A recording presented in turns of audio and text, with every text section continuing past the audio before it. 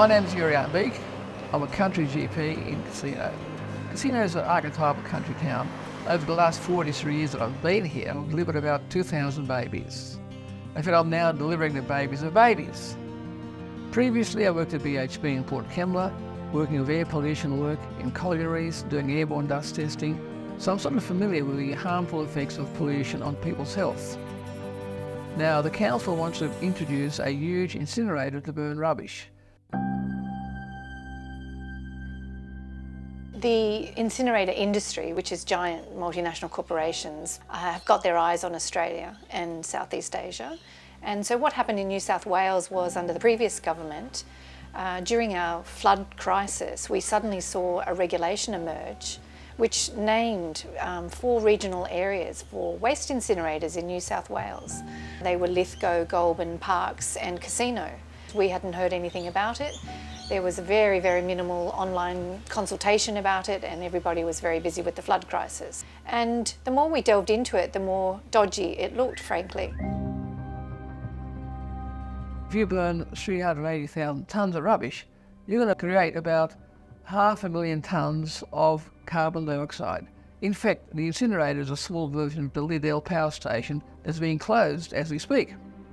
Now, the gases that are given off contain carbon dioxide, carbon monoxide, oxides of nitrogen, oxides of sulphur. They're all toxic, even hydrochloric acid. Plastics contain polyvinyl chloride, most of it's chlorine, so when you burn chlorine or burn plastics, you create hydrochloric acid.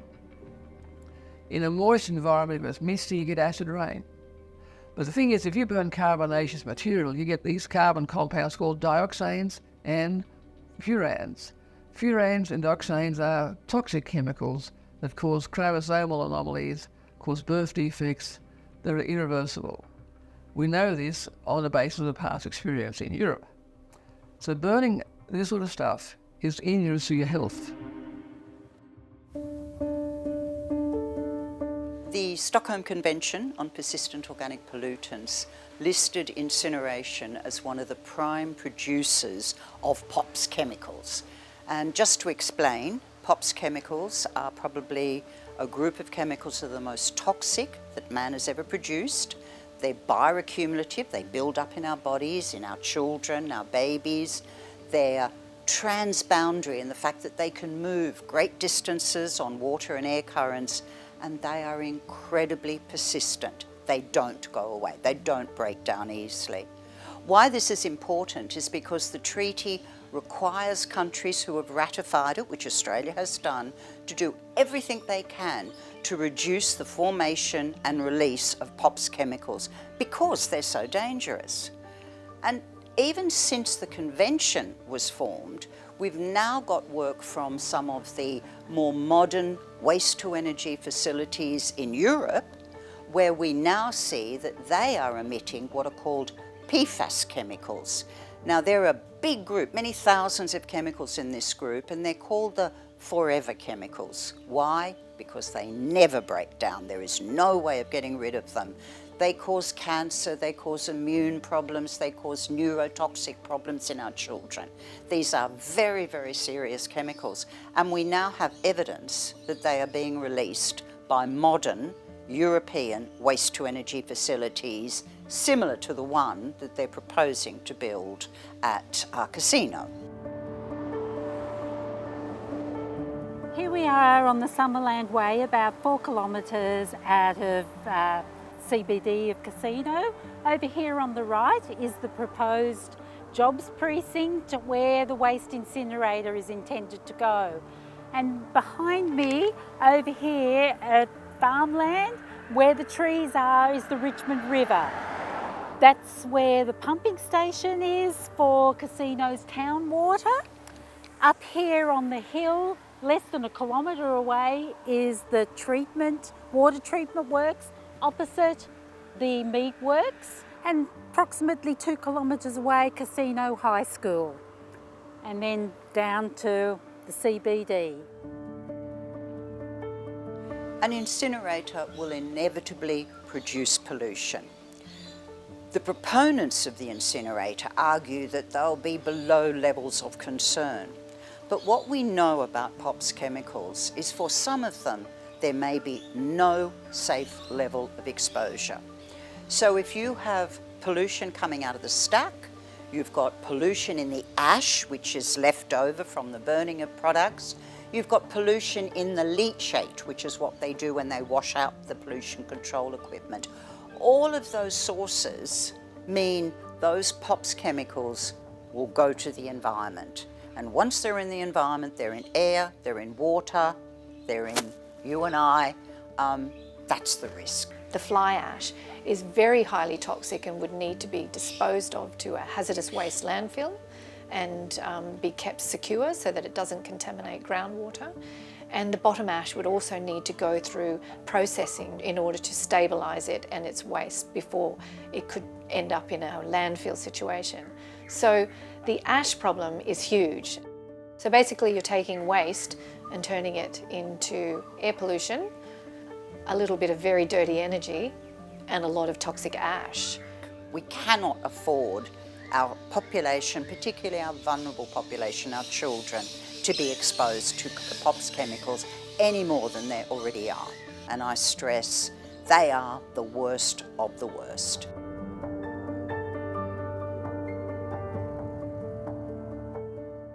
Those pollutants that are released into the atmosphere are going to move large distances, depending on the geography and the weather patterns, obviously. And so an incinerator in Casino is actually going to impact the entire northern rivers. So we're talking about Byron Bay, Ballina, Lismore, Tweed. We're all going to be impacted by the pollution from a waste incinerator in Casino. It really spreads and it ends up on the grass. The cows eat the grass. The cows then go to the meatworks and we eat the meat. Those cows, for milking cows, generate milk. We drink the milk contaminated with dioxins. 80% of the dioxins in people comes from food sources. It gets worse. This stuff is in the rain, ends up on your roof, into your water tank, so it's into your drinking water at home if you're a farmer, depending on drinking water from tanks.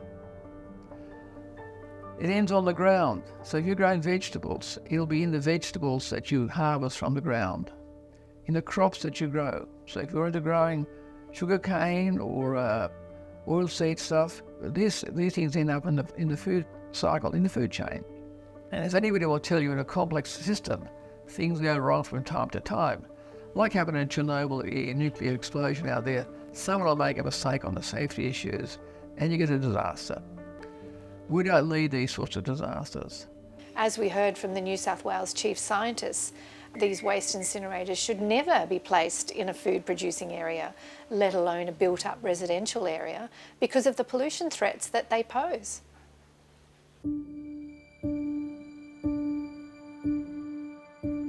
The health impacts include things like spina bifida, cleft palates, hair lip deformities in children, in babies, anencephaly. Those things are all associated with dioxin and furans, well documented. The acid rain, the sulfuric acid, the hydrochloric acid, the nitric oxides, they're all toxic compounds, affect people, affect children with respiratory conditions.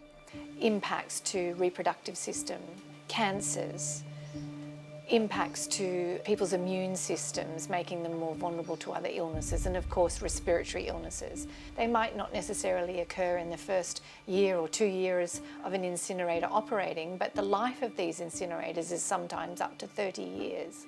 This is a lot of pollution emitted to the environment 24 hours a day, 7 days a week. The lead levels and the mercury levels. Now you might ask, where does the mercury come from in this sort of ash?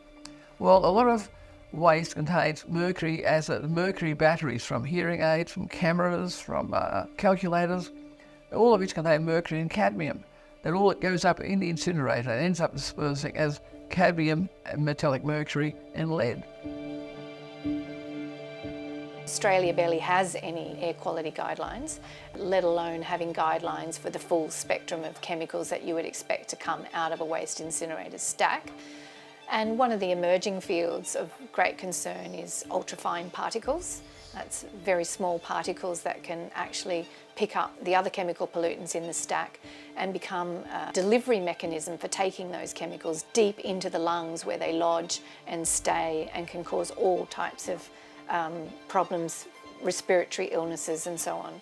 So that is of great concern, and as far as we're aware, there is no pollution control equipment that can actually control for ultrafine particles, let alone the spectrum of other pollutants that we've talked about. It always pains me if you deliver a baby that has a major deformity, and it does happen, and you wonder why. And that's why in this area we've got to be very careful to keep the environment as clean as possible. It's a country town in a country area. We're not near any coal mines. So building an incinerator over here is going to risk polluting the atmosphere and making for more birth traumas and more unhappy births.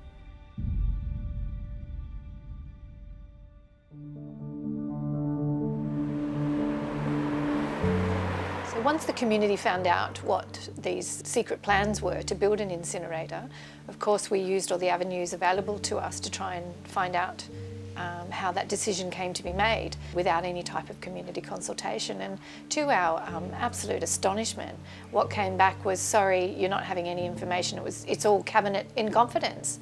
Any information to do with the health or the environment and the effects of POPs on health and environment must be publicly available. You cannot claim that as confidential. Yet, here we are, we're in a situation where all the decisions about casino being an idea that that's where you may put an incineration, all of those decisions have been made behind closed doors. There's been no consultation and certainly no participation in these decisions. It looks like the National Party has been working with local council for many years prior to the regulation being put in place. Local councillors in Richmond Valley Council were actually taken on a trip to Japan to look at waste incinerators and nothing else.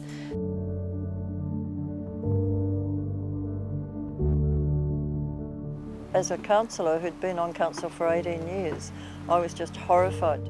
What appalled me even more was that there were very duplicitous statements that were made by people on Richmond Valley Council which suggested that no, there was no incinerator plan for casino, when everybody who had any common sense could see that this really was not the case, and that yes, it was going ahead.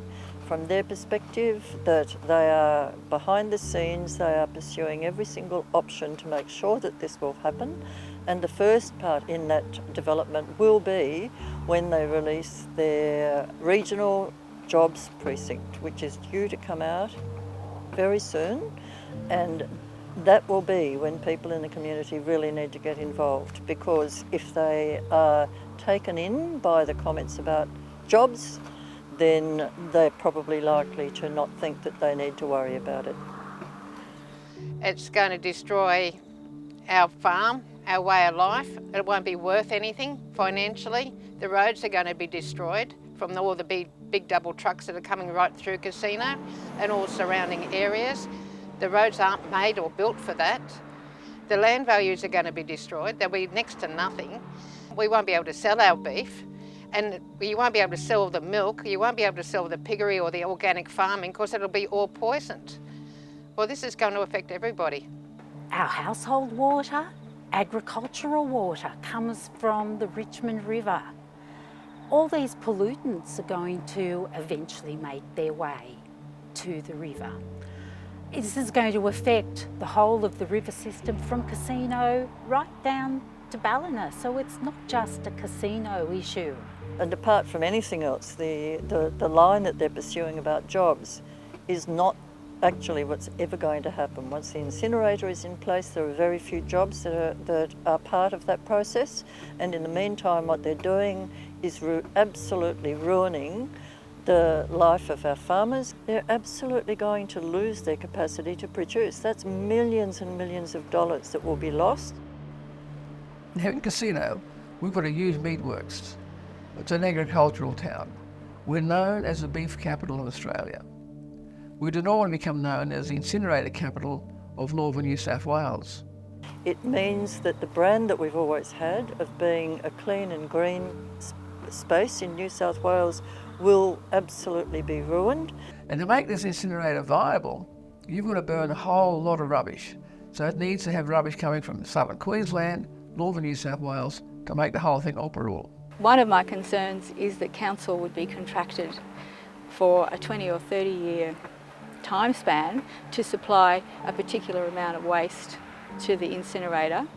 Tourists won't come here, and for people who live here, knowing what's going to happen, they will simply move away. I can't see how any local government area, how any council could possibly even consider such an outcome for their community. But that is what's happening here in Richmond Valley Council.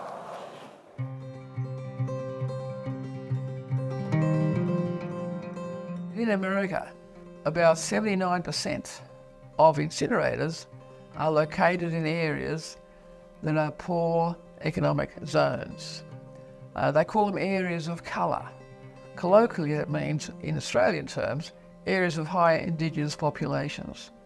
So we're locating these devices in areas where there's less likely to be opposition. The other thing is, there's no informed consent. So they're located in areas where informed consent is not an issue because people are just not interested or just don't know about it.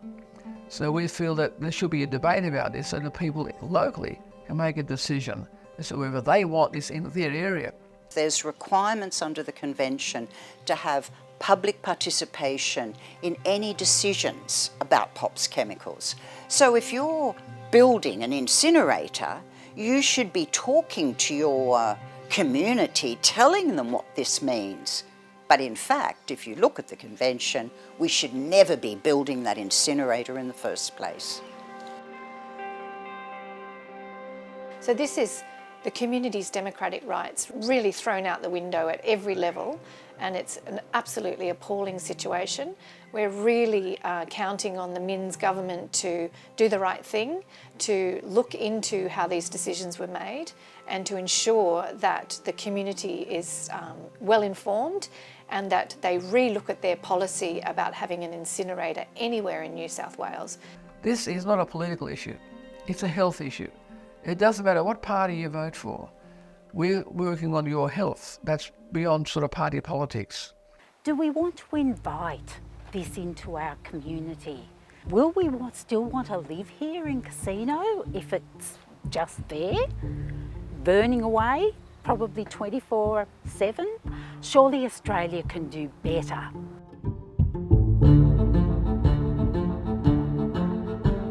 We have an enormous global plastic pollution crisis.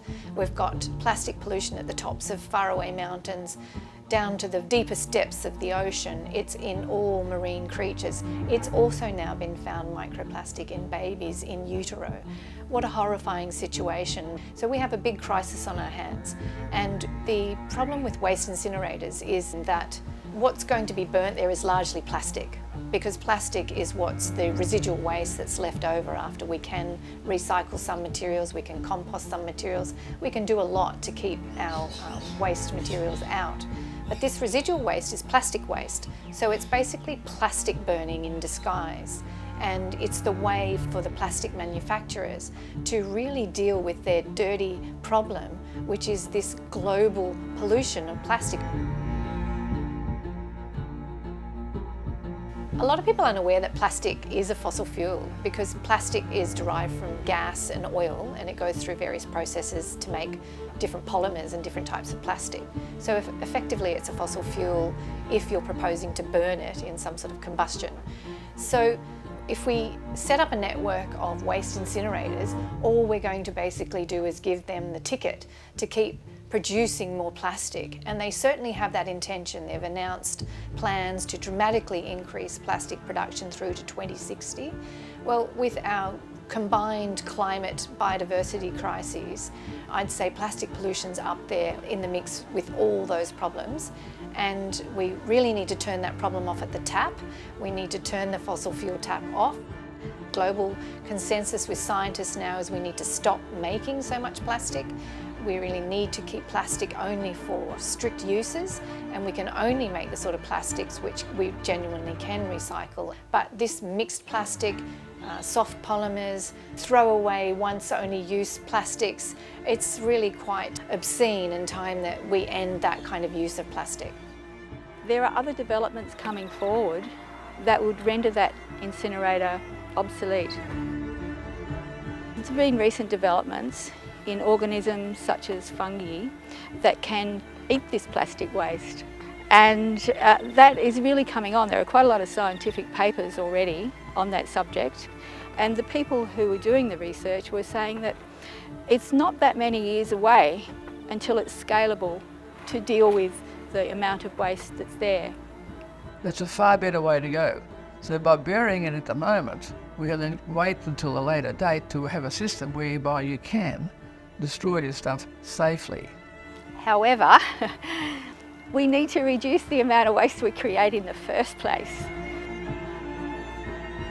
All the packaging that we use needs to be redesigned. Like, having all of the waste that we do is a design flaw. We really need to get the government back to the drawing board to start promoting zero waste solutions, which means really going back to the drawing board and looking at design and designing out waste, but also much better waste separation facilities for the community, composting, all of the things that involves, and to ensure that we can keep our material supply chain toxic free. If we're going to have a circular economy, which means we can keep reusing things, we've got to make sure that we're not circulating toxic pollution.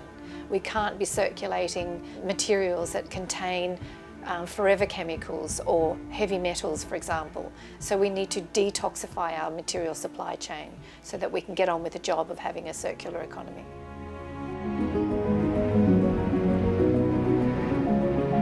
What we do about it, you skill yourself up, you find out information, and there's a wonderful group, Ravi, who are providing that sort of data. You get involved and you make it clear to the state government, to the federal government, to local government, you do not want this incinerator in your community. And we have fought with many communities to stop incinerators, and it can be done. It can be done. I know what happened with the Bentley blockade. We managed to prevent coal seam gas taking off in this area, as it has in Queensland, and boy have they paid the price for that.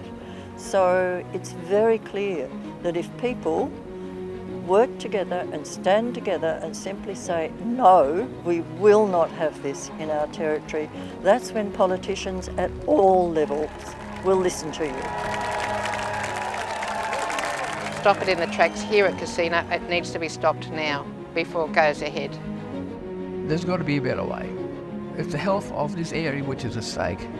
So get out there, get involved, and let's see it stopped. Stopped before it even starts.